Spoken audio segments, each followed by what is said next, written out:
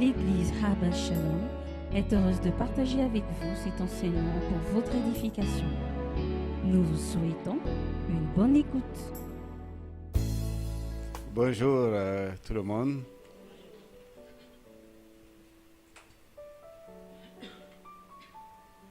C'est un jour spécial de rencontre avec notre Dieu parce que c'est un jour où nous pouvons ensemble nous retrouver pendant un certain temps pour être ensemble et avec lui,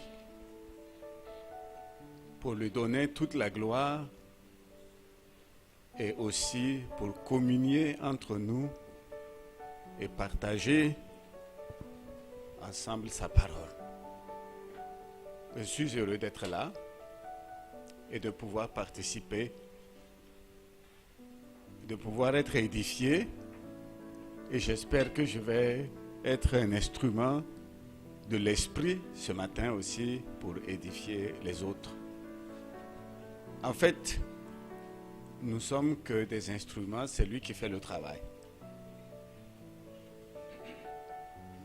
Et si c'est lui qui fait le travail, il faut que l'instrument soit disponible.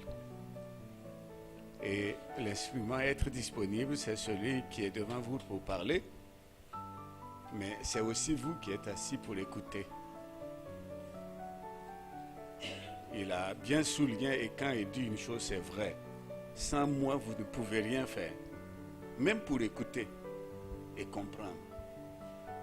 Il nous faut l'Esprit de Dieu pour pouvoir le faire. Le thème que nous allons essayer de réfléchir ensemble pendant les minutes suivantes est ainsi formulé: la construction.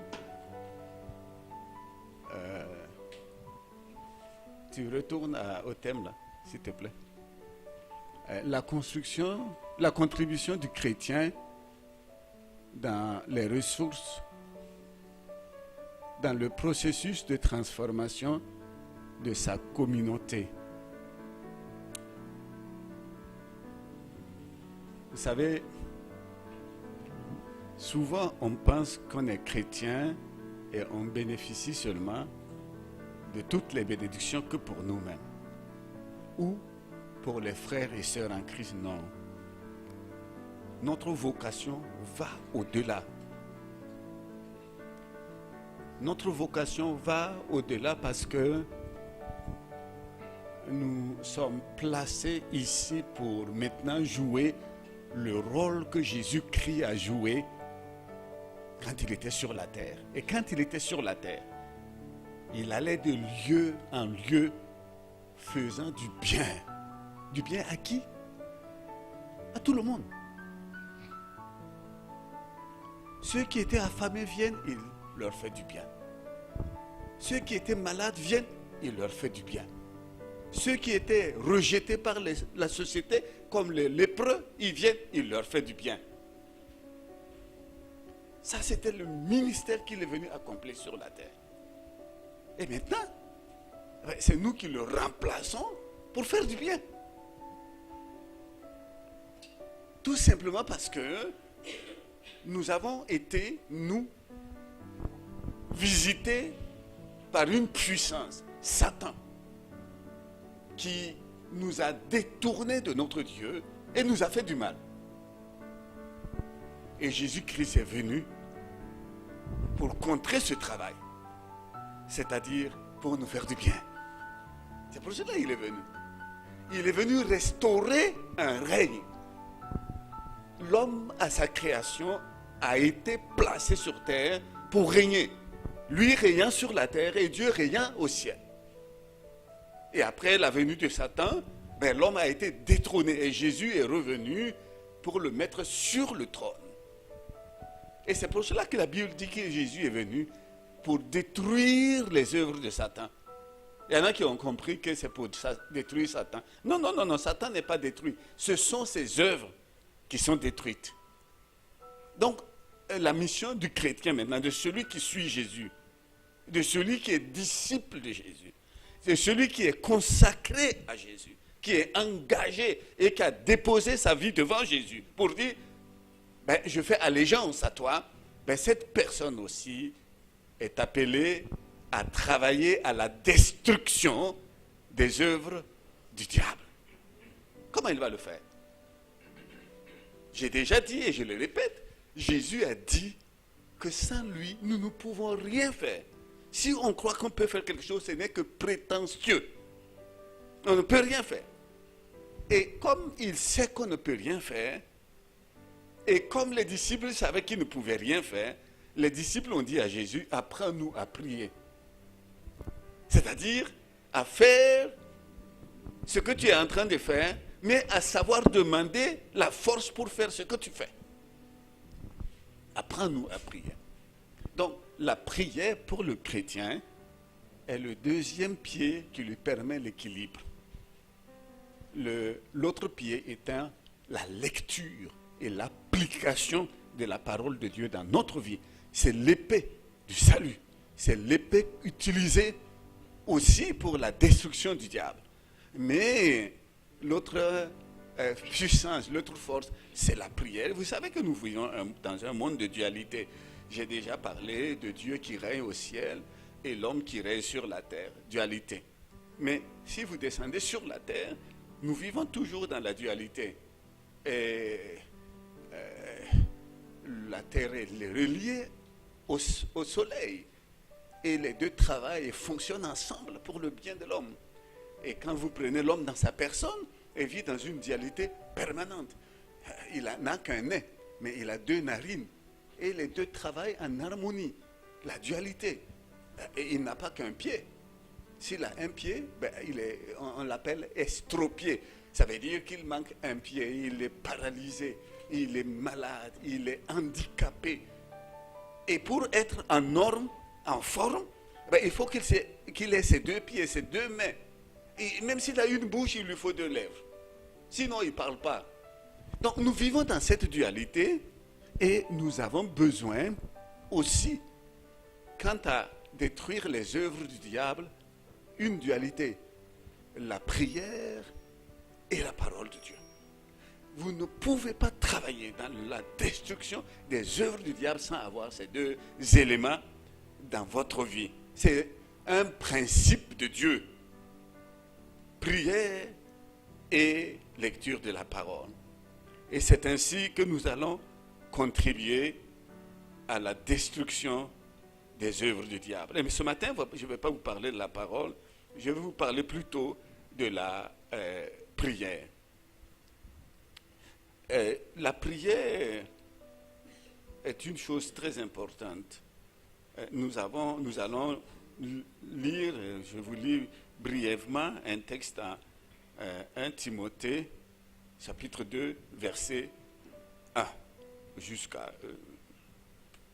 plus loin. J'exhorte donc avant toute chose à faire des prières, des supplications, des requêtes, des actions de grâce pour tous les hommes, pour le roi et pour tous ceux qui sont élevés en dignité, afin que, je vais revenir sur ça, afin que, c'est le clou de notre message, afin que nous vivions ou nous menions une vie paisible et tranquille en toute piété et honnêteté. Cela est bon et agréable devant Dieu notre Seigneur, qui veut que tous les hommes soient sauvés et parviennent à la connaissance de la vérité. Car il y a un seul Dieu et aussi un seul médiateur entre Dieu et les hommes, Jésus-Christ, homme, qui s'est donné lui-même en rançon pour tous. C'est là le témoignage rendu en son temps et pour lequel j'ai été, c'est à dire Paul qui parle, établi prédicateur et apôtre. Je dis la vérité, je ne mens pas, chargé d'instruire les païens dans la foi et la vérité. Et plus loin, Paul dit dans Philippiens chapitre 6, 4-6, ne vous inquiétez de rien, mais en toute chose, faites connaître vos œuvres à Dieu par des prières et des supplications avec des actions de grâce. Donc voilà, Dieu nous donne un moyen, il nous donne une piste, il nous donne une possibilité, il nous donne une arme. Une arme pour bien des choses. Mais il dit, avant toute chose, il faut utiliser cette arme-là. Elle est importante, elle est capitale, elle est déterminante. Il faut l'utiliser. Et le chrétien ne peut pas ne pas utiliser cette arme. Si vous faites l'économie de cette arme, nous ne pourrons pas ni résister au diable, encore moins détruire ses œuvres, alors que c'est notre vocation. Donc nous allons rater notre vocation si nous n'utilisons pas ces armes. Mais je suis pratiquement convaincu que vous êtes convaincus comme moi que prier n'est pas simple. Ce n'est pas facile. Et c'est une lutte. Il faut une volonté, il faut un engagement, il faut une persévérance. Pourquoi? Parce que si c'est une arme, ça veut dire que nous sommes en guerre. Et à chaque fois qu'on prie, c'est-à-dire qu'on engage l'offensive. C'est-à-dire on attaque.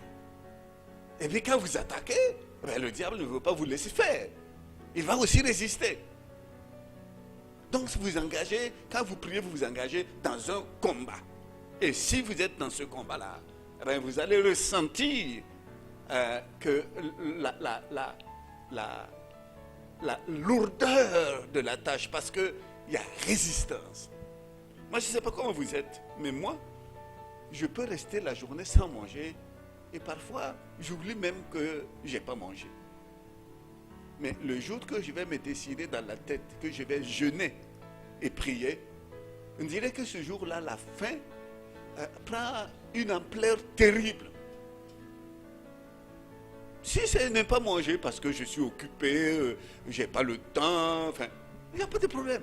Mais si c'est pour lutter contre le diable, si c'est pour me maîtriser moi et dégager de l'énergie pour le combat contre les œuvres du diable, c'est lourd, c'est difficile, c'est pénible. La faim me tenaille. Comme si j'étais incapable. Non, je suis capable et je reste plusieurs jours, enfin souvent toute la journée, sans manger. Et je n'ai pas de problème, donc je peux. Mais dès que il s'agit de jeûner, ça devient compliqué. Parce que la prière est une arme redoutée par Satan. C'est une arme qui permet la destruction de son royaume. Et pourtant, Paul dit que nous devons faire cela en tout temps. Ce n'est pas quand on veut, quand il nous plaît. Non, c'est en tout temps. Quelqu'un m'a dit, et je trouve que c'est une bonne idée, quand il ne peut pas dormir, quand il se réveille la nuit qu'il ne peut pas dormir, il conclut que, ah oui, d'accord, puisque je ne peux pas dormir, qu'est-ce que je vais faire? Je prie. Oui, je prie. Et parfois, je ne dis pas toujours, parfois on ne peut pas dormir parce qu'il y a certainement le Saint-Esprit qui nous réveille pour un combat. Donc il ne faut pas hésiter, et quand il y a l'occasion, puisqu'il est dit en tout temps, ça veut dire que même quand on se réveille la nuit, ça ne veut pas dire seulement dans la journée. Même quand on se réveille la nuit, il faut pouvoir prier. Et il y a des gens qui passent des nuits en prière. Jésus en a donné l'exemple. Il a passé des nuits en prière avant de choisir ses disciples. Moi, j'ai honte. Si lui, le Fils de Dieu, pour choisir ses collaborateurs, il a dû passer toute une nuit et le lendemain les choisir, moi, je ne fais pas ça souvent. Et pour ne pas dire que j'ai presque jamais fait ça. Quelque temps la nuit, je prie, mais toute la nuit, c'est une obligation pour nous si on veut réussir à détruire les œuvres de Satan. Et comme c'est un combat, oui, il y a des sacrifices à consentir. Ça ne va pas de soi. Ce n'est pas les miettes qu'on doit donner et puis espérer que ces miettes vont faire le travail. Non. C'est une consécration de sa personne Et c'est une consécration de son âme, c'est une consécration de son esprit, c'est une consécration de tout son être. Un engagement dans ce combat, et ça peut être la nuit comme le jour. Et il est dit de faire par l'esprit toutes sortes de supplications, par l'esprit. Vous savez, l'esprit ne nous a pas été donné pour nous chatouiller de temps en temps et pour qu'on se rassure que voilà, on est protégé. Non, non, non. L'esprit de Dieu nous a été donné pour nous aider dans le combat. C'est-à-dire que les deux armes doivent être utilisées par la puissance de l'esprit.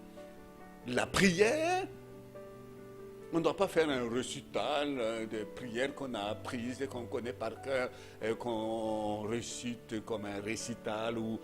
Non, non, non, ce n'est pas ces prières-là. C'est des prières réfléchies. Et de temps en temps, on a besoin de se retrouver seul pour de telles prières. Dans le brouhaha, il y a des gens qui ne peuvent pas se concentrer. On fait beaucoup de bruit, mais sans prier. Et souvent, c'est des moments tranquilles, calmes. Et Jésus, tôt le matin, il partait. Et plusieurs fois, on l'a cherché, on ne l'a pas retrouvé. Où il était? Il était en prière. Seul, dans le calme. Pas dans le brouhaha de la journée. Et il était là. Et en prière. Et certainement, avec la puissance de l'esprit. Mais si lui, il avait besoin de le faire, nous, davantage. En tout temps, dans le calme. On n'aime pas les prières personnelles, isolées, secrètes. On n'aime pas tellement les prières. Enfin, je ne dis pas vous, moi. Quand je suis avec les autres, c'est comme si je suis galvanisé. Quand je suis seul, Et pourtant, les meilleures prières, c'est celles qu'on fait tout seul. Si tu veux prier, qu'est-ce qu'il faut faire? Rentre dans ta maison, ferme la porte et dans le secret, prie. Et ton Dieu qui entend, voit dans le secret, te récompensera. Les prières secrètes sont les meilleures. Et c'est là aussi qu'on peut le mieux laisser le Saint-Esprit nous envahir.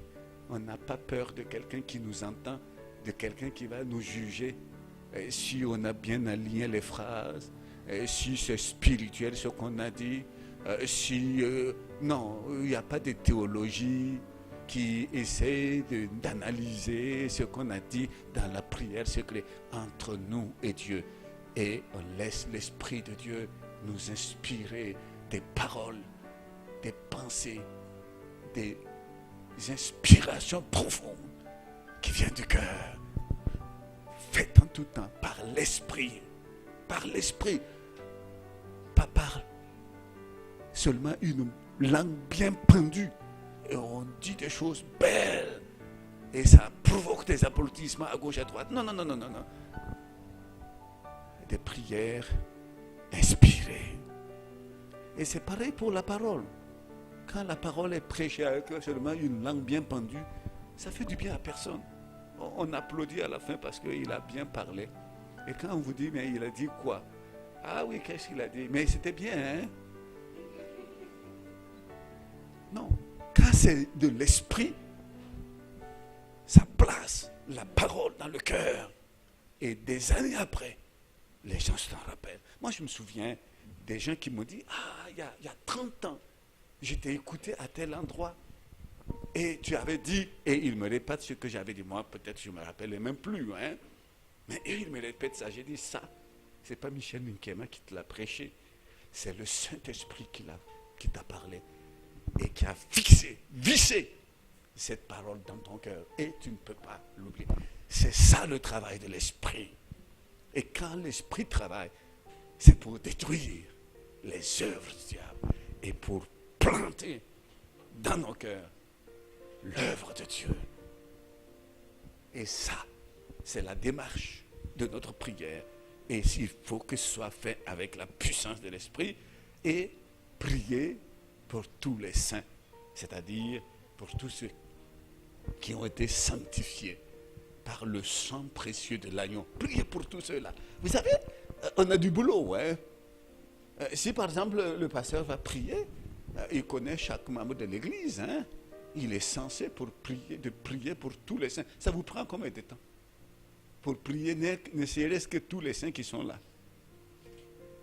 Mais souvent, on est en cours de sujet de prière. Jamais. Prier pour tous les saints. Oh, c'est un travail énorme. Non, mais on prie pour ses amis, parce que ça, c'est pas difficile. Pour ceux qui nous donnent un peu de temps en temps quelque chose. Voilà. Seigneur, tu as vu, hein? Il est gentil, il faut être gentil avec lui. Et puis ceux qui nous ont fait un peu nous ont griffé un peu, on les oublie. Et puis il y en a qui ne les oublient pas, ils invoquent la foudre sur eux, toute la malédiction, on les maudit. Voilà, et on passe notre temps à aider parfois le diable que de détruire ses œuvres. Chers frères et sœurs, nous avons une mission, elle est énorme. Ça, c'est déjà le travail entre nous et pour nous. Et Jésus, et puis l'apôtre Paul plutôt, va nous indiquer qu'il ne faut pas faire la prière là de manière désordonnée. On mélange tout. Seigneur, au nom de Jésus, je te demande de détruire, je ne sais pas. Seigneur, au nom de Jésus, je te demande de me donner.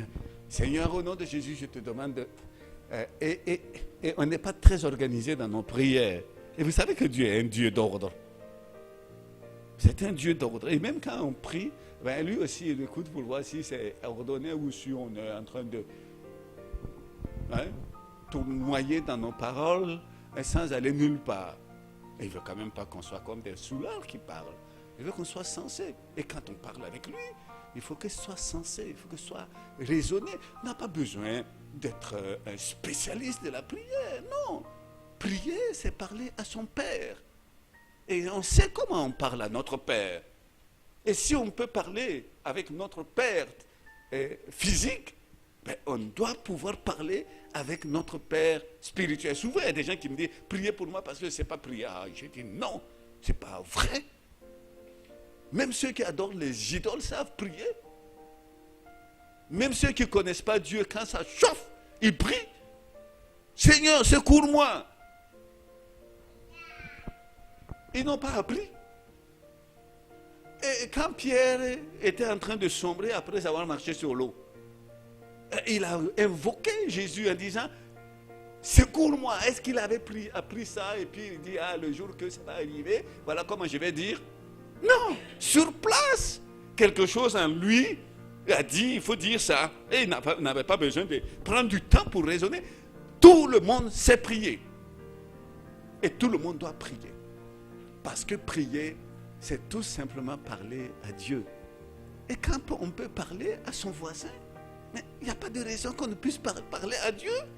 Il faut lui parler simplement, naturellement. Alors, nous, les pasteurs, bien sûr, on vous a donné l'impression que pour être quelqu'un qui prie bien, il faut être un bon spécialiste, il faut avoir appris. Et puis, ben voilà, quand vous nous écoutez prier, ben, vous croyez qu'il faut pouvoir arriver à ce niveau avant que Dieu nous entende. Non, non, et encore non. Et vous savez, les meilleures prières sont dites par qui? Les enfants. J'étais dans une église la semaine, et puis j'ai dit que celui dont l'ange voit tous les jours la face de Dieu nous introduise dans la prière pour la prédication. Un monsieur s'est levé rapidement et gaillardement, il a commencé à dire non, non, non, ton ange ne voit pas tous les jours la face de Dieu. Les gens étaient étonnés. Mais oui, son âge ne voit pas tous les jours la face de Dieu. C'est qui a son âge qui voit tous les jours la face de Dieu? C'est qui? Ce sont les enfants. Vous êtes avec vos enfants, vous faites un accident grave, vous pouvez perdre tout, et l'enfant n'est même pas touché. Il est protégé. Parce que c'est ça, c'est qui a dit? C'est qui a dit ça? C'est Jésus lui-même. Et vous croyez qu'on peut douter de ce qu'il a dit? Les anges des enfants voient la face de Dieu tous les jours. Donc, qui peut croire qu'un enfant peut bien prier pour qu'on prêche bien? Moi, je crois. Je fais confiance à la prière des enfants. Ça va être désordonné, ça n'a qu'à être désordonné. Vous savez, Dieu écrit fait des lignes droites avec les lignes courbées. Lui, il ne prend jamais une ligne qui est droite. Il prend toujours des lignes qui sont courbées et il les redresse. Et ce n'est pas ce qu'il fait avec nous. Et vous croyez que les adultes prient mieux que les enfants? Oui, ils font de belles phrases. Mais ça ne veut pas dire qu'ils prient mieux que les enfants. Parce que la prière n'est pas liée aux belles phrases. La prière est liée à la sincérité, à la pureté de cœur. Et ces enfants, ils ne savent pas faire du mal à quelqu'un. Quand ils se frappent, les mamans se bagarrent là-bas. Et pendant que les mamans sont en train de se bagarrer, les enfants sont déjà réconciliés et ils sont en train de jouer ensemble. Moi, je fais confiance à ces prières et que c'est la prière des mamans qui sont en train de se bagarrer parce que ton fils a tapé ma fille ou ma fille a tapé ta fille. La prière. Il ne faut pas aller imaginer qu'il faut être spécialiste. Non.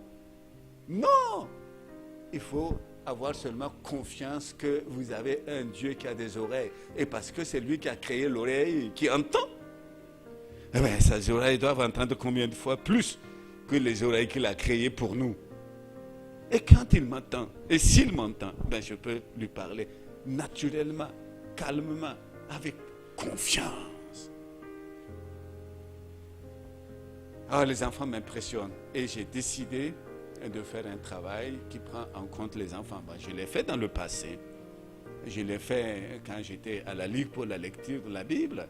Je l'ai fait quand j'ai créé notre association de lutte contre le sida. Je l'ai fait dans mon village pour les enfants de mon village. Mais je vais l'amplifier parce que je crois aux enfants. Quand Jésus a voulu donner une leçon aux grands, à ses élèves qui le suivaient depuis un certain temps,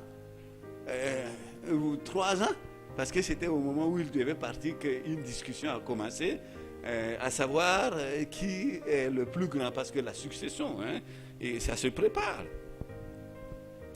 Et il voulait sonder pour voir qui était le plus grand entre eux, pour que jamais, si l'heure de la succession arrive, que le problème ne se pose pas.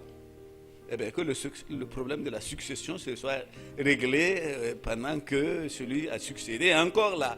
Et ils ont commencé à se disputer, qui est le plus grand. Et Jésus appelle un enfant. Et la Bible dit qu'il l'a placé au milieu d'eux. Je ne sais pas s'ils ont compris tout de suite. Ils étaient là, ils se bagarraient. Probablement Pierre a dit, mais quand même, vous devez le savoir. Vous savez, moi, quand il voulait savoir qui il était, c'était moi qui avais donné la bonne parole, non? Donc, en principe, c'est parce que vous cherchez des pouces sur un crâne rasé, sinon vous savez que c'est bien moi.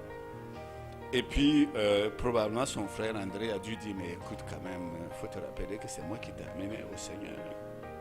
C'est moi. Donc j'étais le premier, nous étions 2 disciples, et puis l'autre, il a disparu de la circulation, moi je suis resté seul, et puis je vous ai appelé. Et Jacques a dit, mais bon, il ne faut pas oublier que moi, je suis frère du Seigneur. Bon, mais certainement, il y avait une discussion, moi je n'étais pas là-bas. Mais c'est que si ce que je dis est faute, ça ne va pas m'amener en enfer. Non, jamais. Mais au cours de cette discussion, Jésus fait appel à un enfant. Eh, viens, petit. Et il le met au milieu. Et dit, mais si vous voulez être le plus grand, il faut être comme cet enfant-là.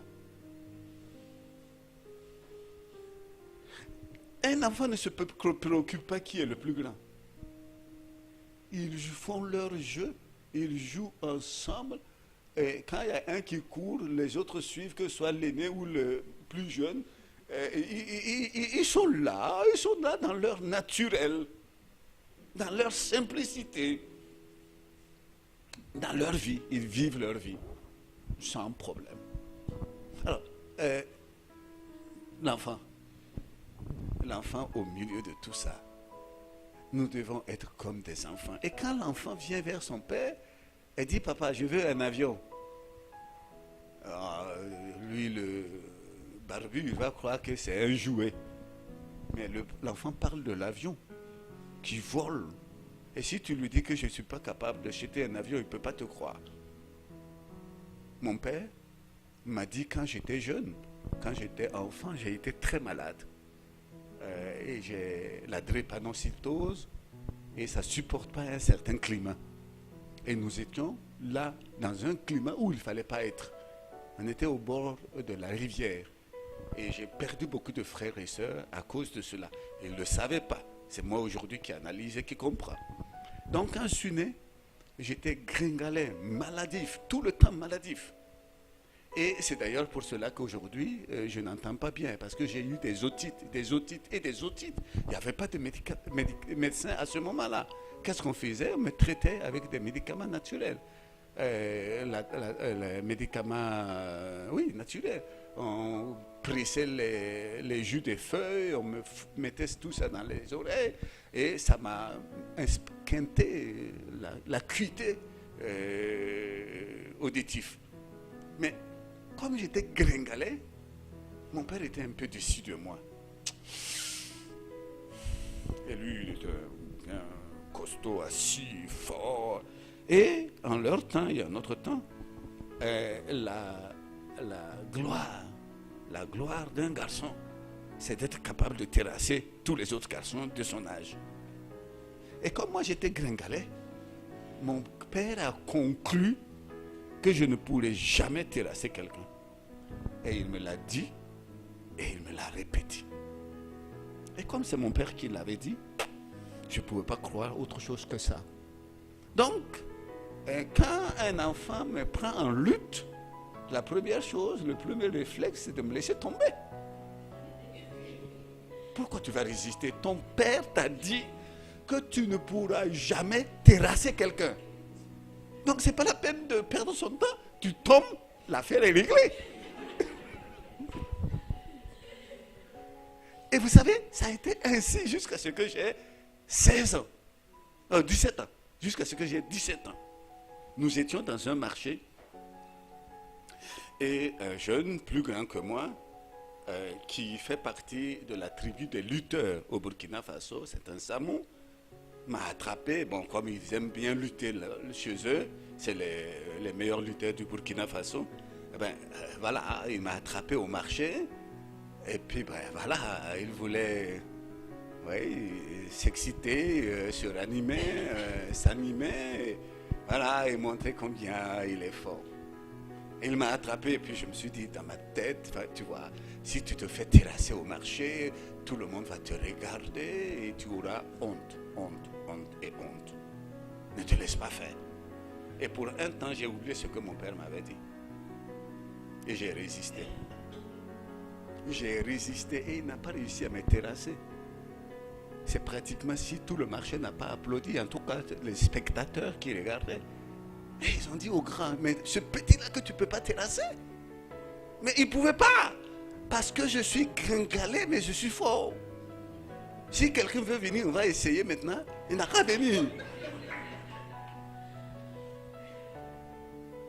Mais mon père avait dit, il avait une grande influence en moi. On fait confiance au Père. Vous savez, on a besoin de confiance en notre Père pour prier. Si on doute,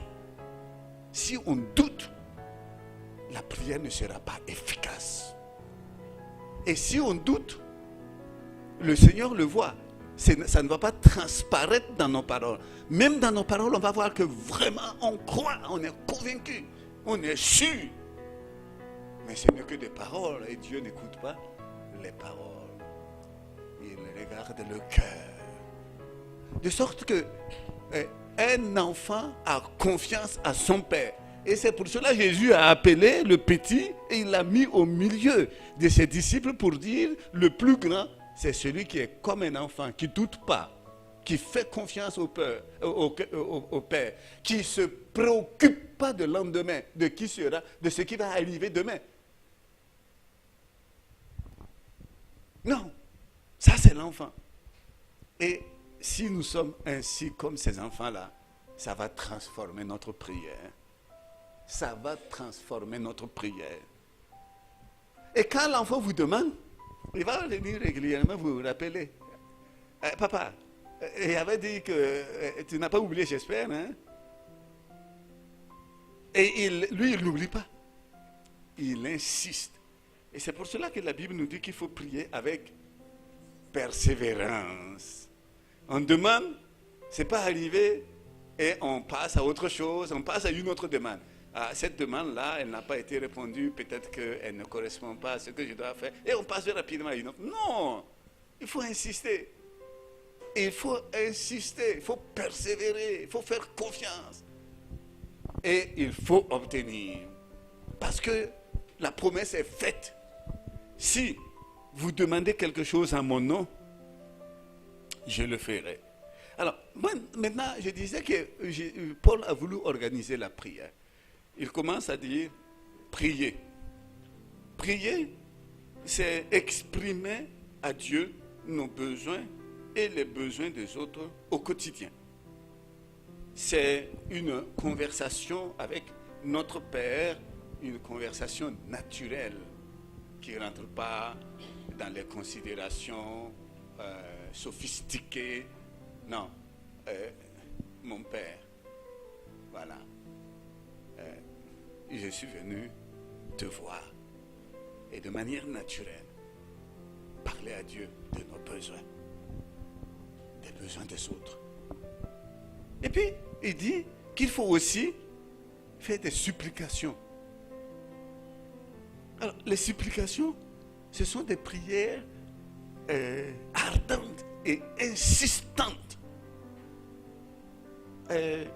conscients que ceux à qui on demande la chose va nous donner la chose. Faire des supplications.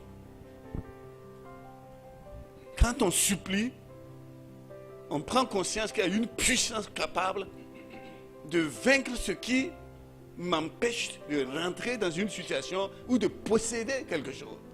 Je supplie pour l'avoir. Et dans Hébreu, il est dit que celui qui, dans les jours de sa chair, ayant présenté avec de grands cris et avec larmes les prières de supplication, eh bien, il a été exaucé à cause de sa piété. Il a été exaucé à cause de sa piété. Jésus lui-même a présenté des supplications à Dieu. Quand il était dans le jardin d'Éden et qu'il devait boire la coupe, qu'est-ce qui s'est passé?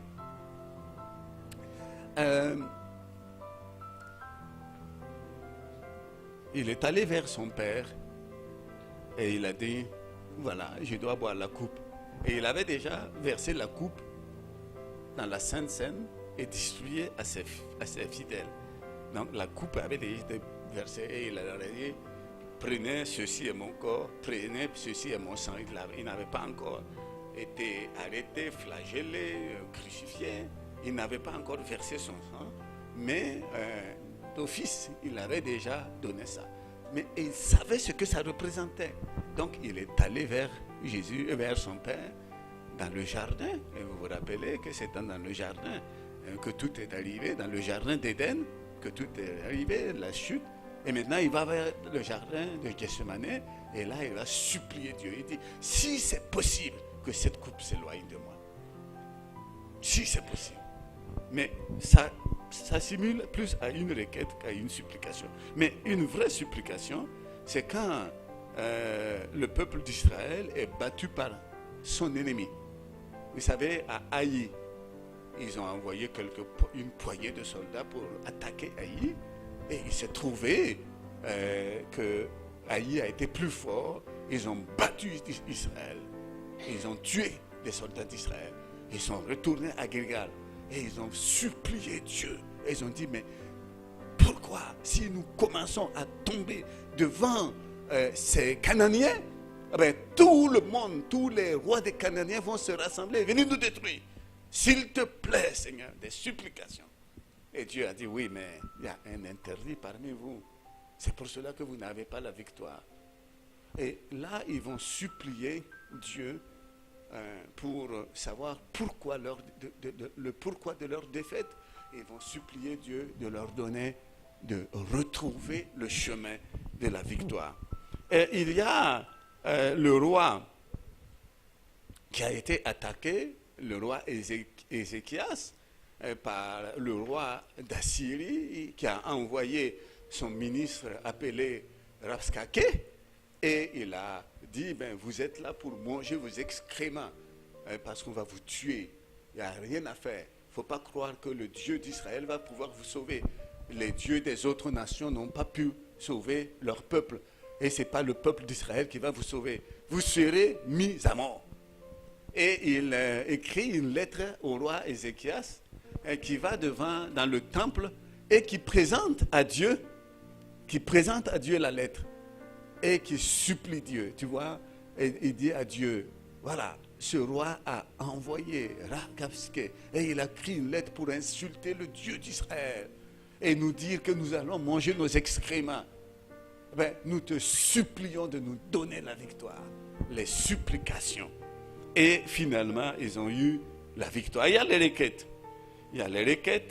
C'est des demandes adressées à une autorité pour solliciter une réponse, un jugement, une décision. Par exemple, on fait des requêtes à un juge et Jésus fait des requêtes à son Dieu quand il a fini la mission. Il lui dit, voilà, moi je m'en vais, j'ai fini mon travail, prends-moi, restaure-moi dans la place où j'étais. C'est une requête. Simeon, qui voit à la présentation de Jésus la promesse de Dieu s'accomplir en Jésus, il dit, laisse ton serviteur s'en aller en paix. C'est une requête. Laisse ton serviteur s'en aller en paix. Et puis, il y a les actions de grâce.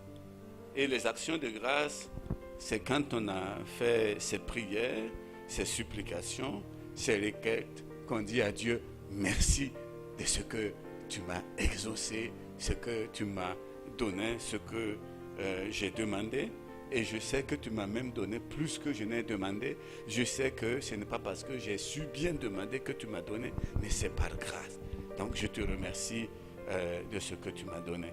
Et dans 2 Corinthiens 9, 12, il a dit, car le secours de cette assistance, non seulement pourvoit aux besoins des saints, mais il est encore une source d'abondance de nombreuses actions de grâce envers Dieu.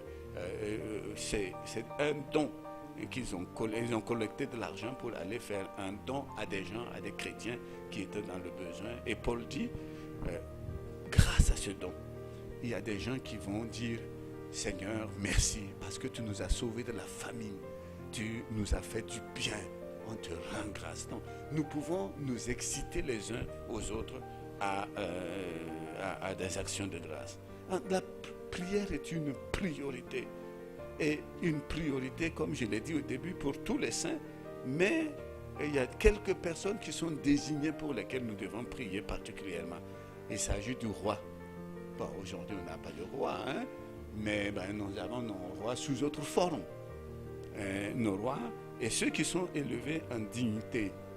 Ceux qui sont élevés en dignité peuvent être les différents pouvoirs que nous avons dans notre société. Nous, au Burkina, on a un roi qu'on appelle le roi de l'univers. Parce que notre univers, là, nous croyons que c'est l'univers, le vrai. On ne savait pas que c'était réservé à un petit coin de la terre. Donc lui, il était le suprême et il faut prier pour lui. Moi, dans mon village, j'ai un chef. Donc, je peux considérer que c'est mon roi. Et la bêtise que j'ai commise, c'est que je me souvenais, avant que ça ne chauffe, je ne me souviens pas avoir prié pour lui. Et pourtant, on est né dans la même semaine. Il est devenu roi il y a une quinzaine d'années, mais je n'avais jamais prié pour lui. Et pourtant, j'ai réalisé des choses au village. Et un jour, il s'est levé, il a bloqué toutes les réalisations que je faisais. Et j'ai commencé à le haïr dans mon cœur parce qu'il ne voulait pas le développement du village. Moi, j'étais en train de développer le village et lui, il s'est opposé. Jusqu'à ce que je me rende compte que il n'a pas tort. Moi, je ne devais pas seulement développer mon village. Je devais, avant toute chose, faire quoi? Prier pour lui. Parce qu'il a le pouvoir de bloquer, d'anéantir ce que je fais. Il n'a pas anéanti, mais il a bloqué aujourd'hui ceux qui nous aidaient pour le développement du village, nous ont abandonnés. Tout simplement parce que le roi et un président d'un groupe se sont opposés. Il était question de donner leur terre pour qu'on fasse un périmètre irrigué. Ils ont dit non, nous on a des enfants, on est en train de mettre au monde des enfants. Si on donne cette terre, où vont aller cultiver nos enfants? Et il y en avait qui avaient déjà donné leur terre et on a construit un barrage. Et le barrage avait pris une bonne partie de leur terre. Et ça a créé la dissension. Les autres qui avaient déjà donné leur terre ont dit, mais c'est nous qui sommes des idiots. Et puis les autres disent, non, nous on ne donne pas. Et moi, je trouvais que le roi était mauvais. Mais oui, c'est normal qu'il soit mauvais, puisqu'il n'est pas en Christ. Et c'est parce qu'il est mauvais qu'on me dit à moi qui est sauvé, de prier pour lui. Et moi, je ne l'ai pas fait. Et j'ai vu les conséquences. Donc, chers frères et sœurs, prions pour nos autorités. Et ici, j'ai énuméré un certain nombre d'autorités. Par exemple, dans nos pays, je crois que c'est dans presque tous nos pays, il y a le pouvoir constitutionnel. Le pouvoir constitutionnel, c'est ceux qui votent les lois, qui décident et les votent. Le pouvoir exécutif peut proposer des lois, mais ça passe que si le pouvoir constitutionnel les vote. Il s'agit des députés et des sénateurs concernant votre pays. Mais ces gens, ils conçoivent des choses dans la tête. Si on ne prie pas pour eux, et s'ils ne sont pas en Christ, qui va les mettre ces choses-là dans la tête? Parfois, ce sont des gens qui ont eu le pouvoir en consultant des forces du mal. Et c'est les forces du mal qui les ont permis d'être où ils sont. Bien sûr, c'est Dieu au-dessus de cela qui a permis. Et s'ils sont là avec les forces du mal, ils ne vont pas concevoir des idées bonnes.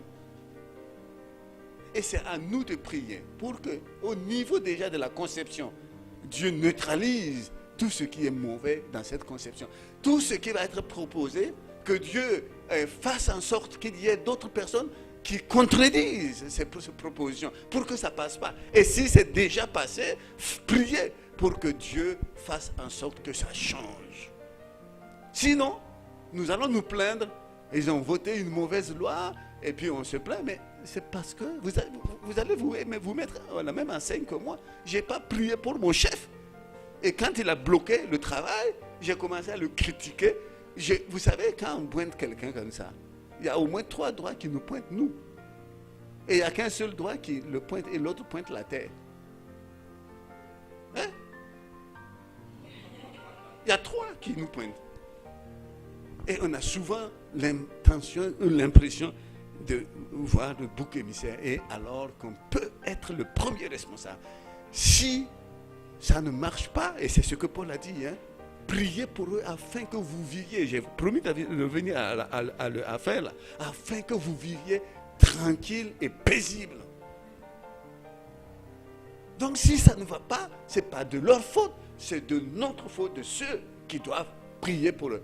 Eux, ils ont le devoir de décider les choses et nous avons le devoir de prier pour eux pour qu'ils ne décident pas mal. Et même s'ils ont décidé mal, qu'il y ait des corrections qui s'introduisent. Et il y a le pouvoir exécutif. Ça, c'est le président, son premier ministre, et ses ministres, et ses chefs de cabinet, et tous ceux qui gravitent autour d'eux. C'est eux qui vont exécuter les lois. Alors, dans l'exécution, il peut y avoir, ça peut être normalement exécuté, mais la loi étant mal. Et s'il l'exécute bien, c'est pour le mal du pays. C'est pour le mal de la population. Et s'il l'exécute mal, ben voilà, le mal est double. C'est pour cela que et le président, et son premier ministre, et ses ministres, et tous ceux qui sont autour d'eux, ont droit. C'est un droit. Parce que c'est une obligation pour nous. C'est un devoir pour nous, et pour eux, c'est un droit de recevoir et de bénéficier de nos prières. Et si nous ne le faisons pas, nous ne vivrons pas calmes et tranquilles. Et il y a le pouvoir judiciaire. Depuis que je suis là, j'ai vu dans le journal des dessins qui montrent qu'il y a problème avec le pouvoir judiciaire. Et ça, c'est pas nouveau. C'est pas qu'ici. Chez nous, là-bas, ailleurs, partout, en Afrique, la justice est plus ou moins corrompue. C'est pas tous les juges, mais la justice, globalement, est plus ou moins corrompue. Si tu as un peu d'argent, même pas suffisamment, et que tu es suffisamment généreux avec la corruption, tu t'en sors même si tu n'as pas raison. Parce que la justice est corrompue. Donc, il ne faut pas rester là à juger les juges en disant ils sont corrompus. Mais bon, d'accord, ils sont corrompus, j'allais dire, c'est normal. Ce qui n'est pas normal, c'est que nous, on ne prie pas pour eux. Et puis, il y a la presse, qui est notre pouvoir. Il suffit que la presse dise que tu es monté sur un cheval et tout le monde croit, alors que tu étais sur un âne. Ou bien tu marchais à côté d'un cheval. Et la presse dit, tu es monté dessus, c'est vrai. La presse dit, tu as harcelé une femme. Et dès l'instant que ça sort dans le journal, il n'y a plus rien à faire pour toi. Tu es cuit. Huno est en train d'être cuit, le ministre français là. Il y a le petit-fils de Mitterrand qui a dit, tu m'as violé il y a plus de 20 ans en arrière. Mais ça va, il est cuit. La presse a sorti ça, a relayé ça. Et puis c'est fini pour lui. Enfin, vous allez voir. La presse, une puissance. Priez pour eux, pour les journalistes. Chers frères et sœurs, c'est un devoir. Ce n'est pas un choix. C'est une obligation. C'est Jésus qui nous l'impose. Et si nous ne le faisons pas, hier j'étais quelque part où quelqu'un disait, un jour il y aura un bilan. Nous allons nous présenter devant le Seigneur. Il va nous demander de faire le bilan d'un certain nombre de choses. Et je pense qu'ici il va nous dire, j'ai dit à mon serviteur de vous dire qu'avant toute chose, il faut faire des prières, des supplications, des requêtes et des actions de grâce pour tous les hommes, mais principalement pour le roi et pour ceux qui sont élevés en dignité. Qu'as-tu fait? Vous savez, le jugement va commencer par l'Église. Chers frères et sœurs, moi je ne voudrais pas arriver là-bas et avoir des problèmes avec ça. Et je ne voudrais pas que vous arriviez là-bas pour avoir des problèmes avec ça. C'est pour cela que je vous parle de tout mon cœur, parce que le Saint-Esprit m'a révélé que c'est important. Et il veut nous révéler que c'est important. Souvent, nous utilisons la religion que pour nos propres intérêts. On pense que je suis chrétien, c'est pour mon bien. Ça va au-delà de nous. Ça va au-delà de nous. Ça va plus loin. Et on pense que Dieu nous a sauvés pour notre bien. Et les disciples avaient compris ça comme ça. Ils étaient à Jérusalem, agglutinés. Ceux qui étaient fortunés vendaient leurs champs et ils apportaient et tout le monde était bien, bien. C'était la prospérité. Et on met un en prison, il prie, et on le libère. Non, on ne le libère pas. Les anges viennent le libérer, on se rencontre, alléluia, c'est bon. On est bien. Mais ils avaient oublié qu'ils devaient commencer par Jérusalem, mais continuer en Judée, en Samarie et jusqu'aux extrémités de la terre. Mais non, il se réchauffait à Jérusalem. Et il a fallu que Dieu tape, qu'on tue Étienne, et pour que ça essaie. Chers frères et sœurs, nous avons des responsabilités qui vont au-delà de nos petites personnes, qui vont au-delà de nos petites églises. On a des responsabilités universelles. Dieu nous a élevés pour nous faire asseoir dans les lieux célestes. Quand même, ce n'est pas pour des petites choses qu'il fait ça. Il nous fait asseoir dans les lieux célestes pour seulement... Non, quand on est assis dans les lieux célestes, qu'est-ce qu'on voit? On voit l'humanité. Parce qu'on est élevé, plus on est élevé, on a une meilleure vision des choses. Et quand on a une meilleure vision des choses, on devient une sentinelle. Et quand on est une sentinelle, on a la responsabilité de tous ceux qui ne voient pas loin, qui sont à l'intérieur des murailles. Et c'est la sentinelle qui est sur la tour, qui doit avertir qu'il y a danger. Ah, les autres sont dans la muraille, en bas. Et Dieu nous a élevés pour nous mettre sur une tour, pour voir le monde. Que Dieu nous donne une vision qui va au-delà de nous-mêmes, au-delà de l'Église, parce que l'Église n'est qu'un moyen pour atteindre le monde. Car Dieu a tant aimé le monde qu'il a donné son Fils unique afin que ceux qui croient de partout soient sauvés. Que Dieu nous aide et nous bénisse au nom de Jésus.